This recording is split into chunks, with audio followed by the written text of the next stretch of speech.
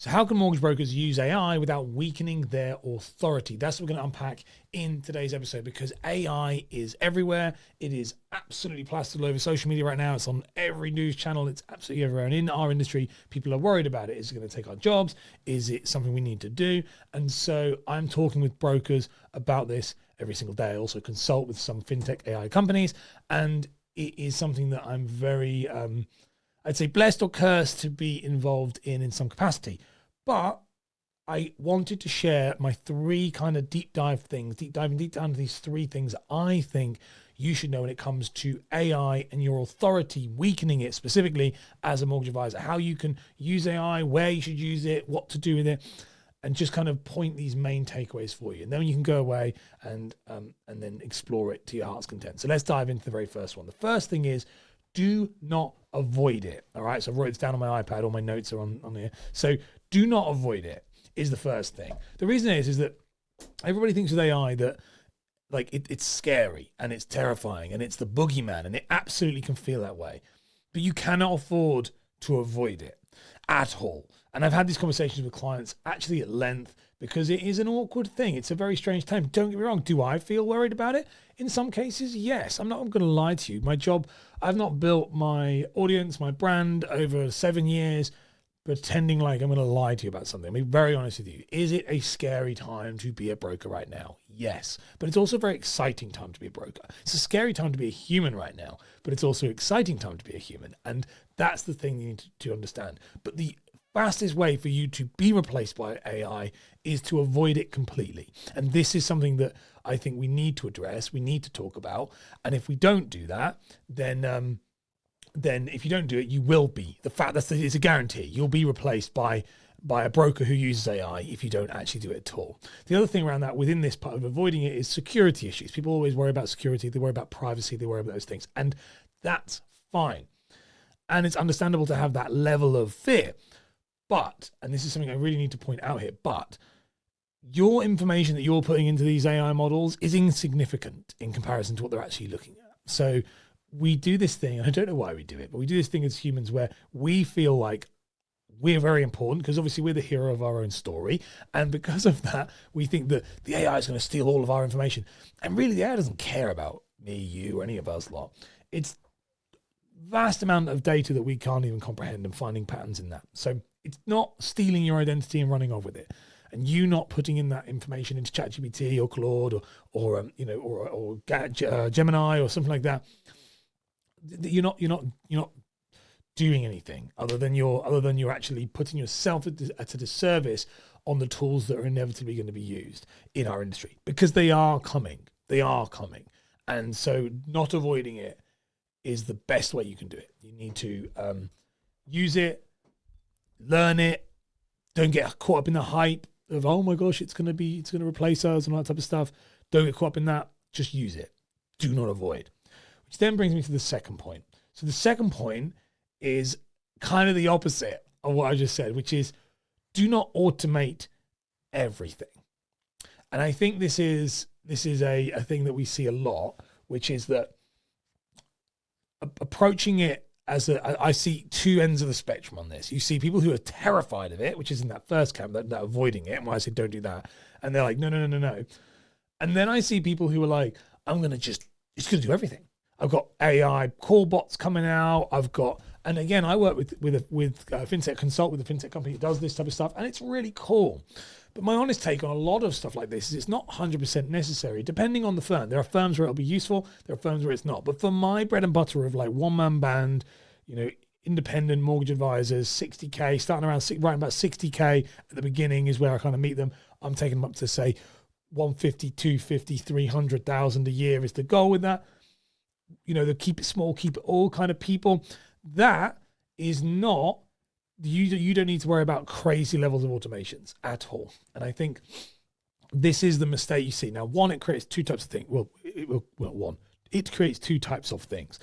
The first thing is it creates a massive overwhelm in your brain, because you're like, I need to do this, and you're terrified. So you're like, I've got all these things, got all this software open, I've got all this different stuff. And actually, you don't need to do any of that. And so when you're overwhelmed, you don't do any, because you're like, well, I can't. So we don't want that. That's the first thing. The other side of it as well is it actually removes you from the job. And that's not what we want. We want to keep you central to the job. The guys at MortgageX, who's a company that I do some work with, they always say it's the 90-10 rule, which is that the AI should allow the brokers to spend the 10% of the job they love, they should be able to spend nearly 90% of the time doing that. And then the 90% of the job that they're not that bothered about, the admin, all that type of stuff, that they can spend 10% of the time doing that because the AI will take the heavy lifting on that. And that, they've got the 90-10. I love that. That's what we're looking at here. So you do want to be looking at, not trying to automate absolutely everything, but looking at ways where it can save you time. And one thing I would say when I take on any new tech myself is what I recommend people do is to take one level of it and go, okay, I want to get this one thing done really, really well. So the reason why companies like Keychain do very, very well. So Keychain is a company that, again, I recommend, and a lot of my clients use it, and a lot of my listeners use it. You can get a 2-month free trial to it if you want to. It's in the description or show notes, and if not, I'll add it to it. But that is like a client portal. It's an onboarding platform. It's effectively a fact find, a document cross analysis with AI. It's a medical questionnaire, and it's a DocuSign. It's a client onboarding thing. So the AI is solving one problem and automating that one problem as opposed to automating everything. That's a big, big thing right now because you'll be overwhelmed, the client will be overwhelmed, and it just won't happen. You'll end up spending a massive amount of subscription fees for things you don't use, and it's not necessary. Also, like I said, you are the human in that role. You need to keep you at the center of it. If you remove yourself from it completely, I do think it becomes a problem for you, for the client, for everybody. Because that leads me on to my third point very nicely, which is the third point is you need to approach it sensitively. So approach the topic of AI sensitively in your business. Now, what do I mean by this? We are seeing now, and you're going to see it ramp up more and more and more, and it's going to get big. Okay, it's not going to be something little. We're seeing people's fears and awareness of what's actually happening now, and a lot of the time it's not even true. It's hyped and over the top, but people are starting to become aware of it. It was on the peripheral, and it's now starting to become in the main focus. Is AI. And more importantly, the impact of AI on our day-to-day lives, including our jobs and our livelihood, not just including, mainly our jobs and our livelihood. And people are going to react very differently because of loss aversion to how this is. It's not always going to be sunshine and rainbows. And I think this is very important to point out, very important, because brokers who are barreling headfirst into AI, I think, in my humble opinion, just a guy sat in a home office just chatting, I believe that you are going to see a pushback. And so you have to, I've seen it. Last year I started seeing it tail end of last year. You're going to see a pushback. And so you're going to need to approach this topic sensitively. Now, how you do that, in my opinion, is all front end stuff should be, this is where I've thought right now, and I might change my mind later on, but right now, all front end stuff should be a human-led. So if it's a call, be a human. If it's an email, well, that's a different thing. But if it's a call, be a human. If it's a like appointment, be human. If it's again some sort of email automation, don't pretend if it's automated. Don't pretend it's a human. Let them know it's an automation, and that if they want to speak to you, they can contact you. WhatsApp groups, things like this are going to be very, very useful. Human at the front. And then AI at the back. That's what I think. And you don't need to tell your clients that it's using AI. That's my personal take. You don't need to tell them. You should only tell them if they ask. And the reason being is because people are going to freak out. Now, if they do ask, do not lie.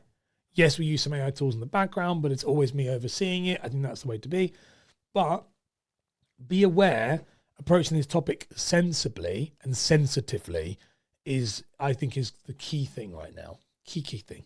And if you don't, depending on your market, you might have people who, and again, I work with brokers in all different kind of sectors and different areas, not sectors, but different kind of niches and different kind of clientele, and consult with some companies on this type of stuff. And again, it really depends. There's some companies that love all of this stuff, but I do think that the vast majority of us in the general public over the next probably 12 to 18 months are going to start to have a more negative opinion of AI. And so we need it. I said right at the beginning, we don't avoid it, but we also have to make sure we've approached it sensitively and we don't ram it down our client's throat about how efficient it is, because you will naturally draw attention to negative biases. You might lose clients, you might reduce fees, I believe you'll see a negative outcome to it. So let it treat it like a member of staff, treat it the back end, but do that. So you can't avoid it. You can't afford to avoid it.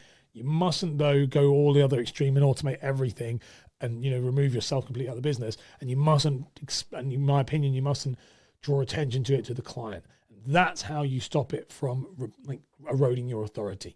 That's how you make you efficient, be really, really good as an advisor, have a great outcome for your clients, and also hopefully make more money for you, better for them, better for everybody. But if you do all of those three things or one of those three things, I think you're going to start making your life pretty difficult going forward. But the ultimate way in order to try and generate authority and build authority as a mortgage advisor is in that discovery call. And I speak about this all the time. The discovery call is where the authority is built. So no AI is going to remove that or replace that. That's where it's built. That's that real human emotional connection. And if you want to know more about that, I broke that down in the last episode I made. I'll put it on the screen right now so you can give it a click and you can check that one out too.